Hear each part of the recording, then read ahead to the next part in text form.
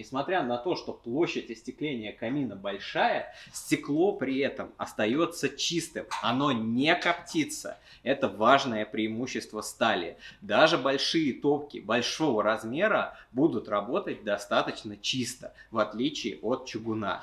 Даже если вы кладете не слишком много дров, вы сохраняете энергию внутри камина или внутри печи за счет того, что эта энергия она остается там эффективно. Воздух подается таким образом, что дрова сгорают именно внутри топки, газы, получается, выгорают внутри, и через трубу энергия уже выходит по минимуму.